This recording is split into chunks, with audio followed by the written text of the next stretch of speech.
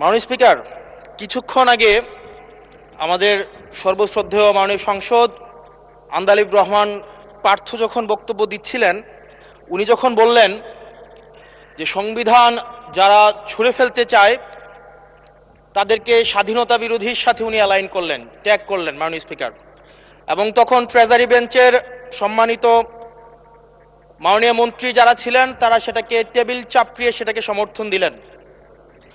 মাননীয় স্পিকার, গণতন্ত্রের জন্য যিনি আপোষহীন লড়াই করে গিয়েছেন বেগম জিয়া, উনি বলেছিলেন যেদিন জনতার সরকার প্রতিষ্ঠিত হবে, যেদিন এই পার্লামেন্ট জনতার সরকারের কাছে যাবে, এদিন এই সংবিধানকে ছুঁড়ে ফেলা হবে।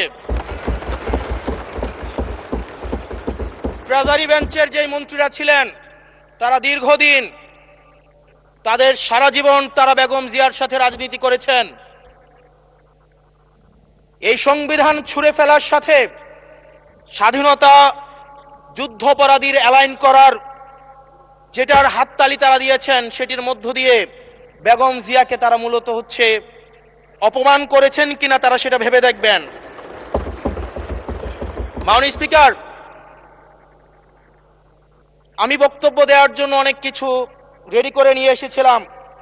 আমরা আইনমন্ত্রী বলেছেন রুশু পড়ার জন্য, তারপরে হবস পড়ার জন্য, মদিনা সনদ পড়ার জন্য পড়েছিলাম, কিন্তু আন্দালিব রহমান পার্থ সাহেব যে বক্তব্য দিয়েছেন, আমরা ক্লাস 8-9-এ যে ডিবেট করতাম সেটি রিভার্টাল দিলে 20 মিনিট সময় লাগবে। মাননীয় স্পিকার, আমি ওনার বক্তব্যের রিভার্টাল দিচ্ছি।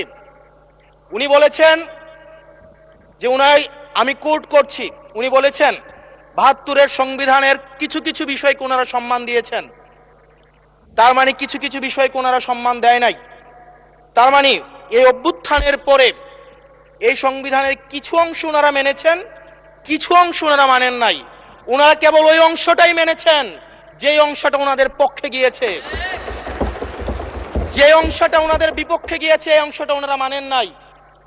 মাননীয় স্পিকার, এই ধরনের প্রকৃতি সম্পন্ন যারা আছে বাংলাদেশের পার্লামেন্ট, যারা দেখছেন তারা সিদ্ধান্ত নেবেন, যারা কখনো কখনো কনফর্মিস্ট, যারা কখনো কখনো রিফর্মিস্ট, তারা মূলত অপরচুনিস্ট।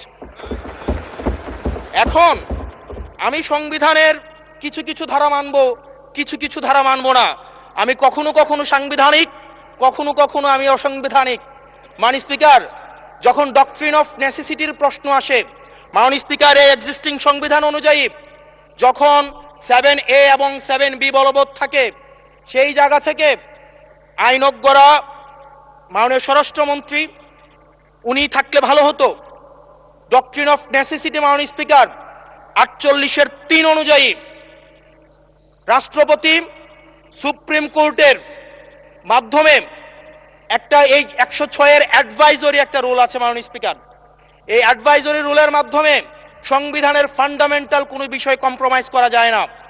মাননীয় স্পিকার, যদি আমি এই সংবিধান মানি তাহলে এই অন্তর্বর্তীকালীন সরকারের বৈধতা প্রশ্নবিদ্ধ হয়। মাননীয় স্পিকার, মাননীয় স্পিকার, যদি এই সংবিধানকে আমি ধারণ করতে চাই, মেনে চলতে চাই, সেদিন 64 বিধি অনুযায়ী অ্যাটর্নি জেনারেল নিয়োগ দেওয়া হয়েছিল 6 আগস্ট। মাননীয় স্পিকার, এই সংসদে প্রশ্ন রাখতে চাই, তৎকালীন বর্তমান রাষ্ট্রপতি চুপ্পু, তখন বলা হয়েছে অ্যাটর্নি জেনারেল নিয়োগ দেওয়ার ক্ষেত্রে প্রধানমন্ত্রীর সাথে আলোচনা করতে হবে। সেদিন কোন প্রধানমন্ত্রীর সাথে আলোচনা করা হয়েছিল সেটা আমাদেরকে অ্যাটর্নি জেনারেল জানাবেন। আমাদেরকে অ্যাটর্নি জেনারেল জানাবেন যেই হিয়ারিংটা হয়েছিল এই হিয়ারিংয়ে উনি উপস্থিত ছিলেন কিনা।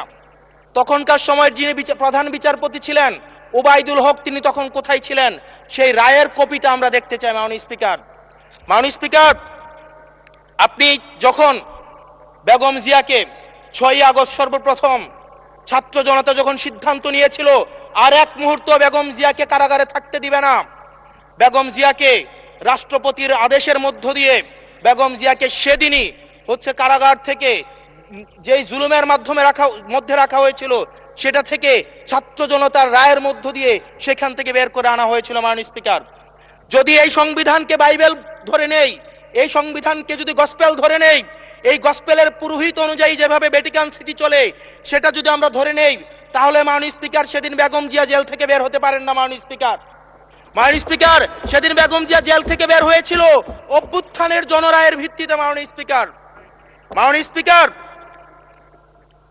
আপনারা বলছেন, আপনারা ঠিক সেই জায়গায় আপনারা সংবিধানকে আপনারা মানছেন যেই জায়গায় সংবিধান থেকে আপনারা বেনিফিটেড হবেন। মাননীয় স্পিকার, গ্রামের ভাষায় কথা আছে, বলতে চাই না, যে গাং পার হইলে মাঝি কোন দুলা ভাই। ছাত্ররা, আপনাদের নেতা কর্মীরা গত 17 বছর ধান খেতে ঘুমাইতে হয়েছে, ত্যাগ তিতিক্ষার মধ্য দিয়ে যেতে হয়েছে। মহাসচিব কান্না করে বলেছে তাদের নেতা কর্মীরা ঢাকায় এসে রিক্সা চালায়। আজকে লক্ষ লক্ষ নেতা কর্মী তাদের রক্ত দিয়েছে। ফ্যাসিবাদ বিরোধী প্রত্যেকটি রাজনৈতিক দল, কোন রাজনৈতিক দলকে বিশেষভাবে আমি আলাদা করতে চাই না, ফ্যাসিবাদ বিরোধী প্রত্যেকটি রাজনৈতিক দলের রক্ত, শ্রম, ঘামের মধ্য দিয়ে এই হাসিনার পতন হয়েছে। এই হাসিনার পতনের পরে যখন জনরায়, মাননীয় স্পিকার, যখন জনরায় কখনো কেতাবের কাছে মাথা নত করে না। এটা ভ্যাটিকান সিটি নয় যে গসপেল অনুযায়ী হচ্ছে দেশ পরিচালিত হবে। 68% জনগণ তারা সিদ্ধান্ত জানিয়ে দিয়েছে এই সংবিধানের যেই বেসিক স্ট্রাকচারাল জায়গায় কোন জায়গাগুলোতে রিফরমেশন আনতে হবে। মাননীয় স্পিকার আন্দালিব রহমান পার্থ সাহেব বলেছেন যে অর্ডারে নাকি হচ্ছে সংবিধান সংস্কার পরিষদের গঠনটা নাই। উনি যদি একটু পরিশ্রম করতেন, জাস্ট একটা পাতা উল্টাইতেন, একটা পাতা পরেই বলা হয়েছে সংবিধান সংস্কার পরিষদ গঠন